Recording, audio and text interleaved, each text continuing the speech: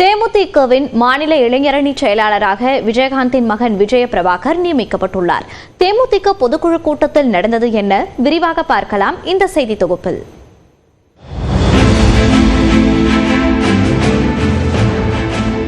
தேமுதிக நிறுவனர் விஜயகாந்த் மறைவிற்கு பிறகு தருமபுரி மாவட்டம் பாலக்கோட்டில் முதன்முறையாக தேமுதிகவின் பொதுக்குழு கூட்டம் நடைபெற்றது. நிர்வாகிகளின் விருப்பத்தின் பேரில் விஜயகாந்தின் மூத்த மகன் விஜய பிரபாகரை கட்சியின் இளைஞரணி செயலாளராக நியமிப்பதாக பிரேமலதா அறிவித்தார். விஜயகாந்தின் மோதிரத்தை தொண்டர்கள் சார்பில் விஜய பிரபாகருக்கு பிரேமலதா அணிவித்தார். அப்போது தாயாரின் காலில் விழுந்து விஜய பிரபாகர் ஆசீர்வாதம் பெற்றார்.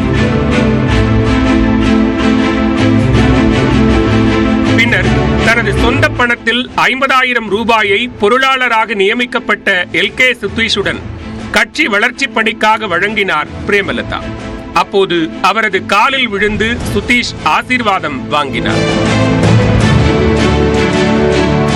தொடர்ந்து மேடையில் பேசிய பிரேமலதா, அடுத்த ஆண்டு ஜனவரி 9ஆம் தேதி கடலூரில் மாநில மாநாடு நடத்த உள்ளதாக அறிவித்தார். குறித்த அறிவிப்பு உரிய நேரத்தில் சரியான முறையில் உங்களுக்கு அறிவிக்கப்படும் என்பதையும் இந்த நேரத்திலே நான் தெரிவித்துக் கொள்கிறேன்.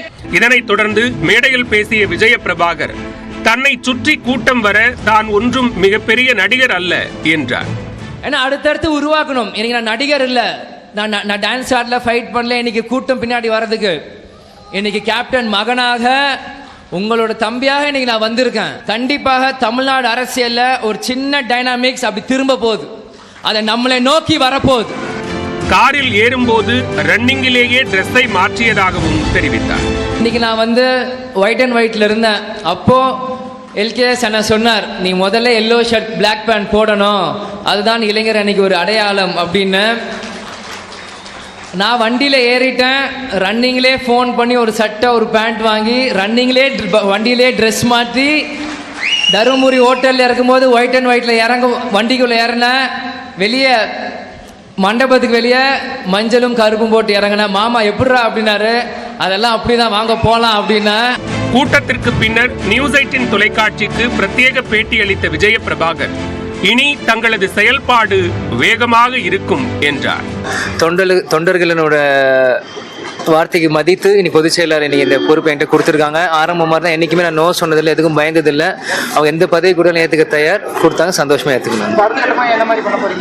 பொறுத்திருந்து பாருங்க, எங்களோட செயலை நாங்கள் காமிக்கிறோங்க. எங்களோட வேலைகள் இனி வேகமாக ஆரம்பிக்கப்படும். விஜயகாந்த் வழிநடத்திய வேகத்தில் தேமுதிக எழுச்சி பெறுமா என்பதற்கு காலம்தான் பதில் சொல்ல வேண்டும்.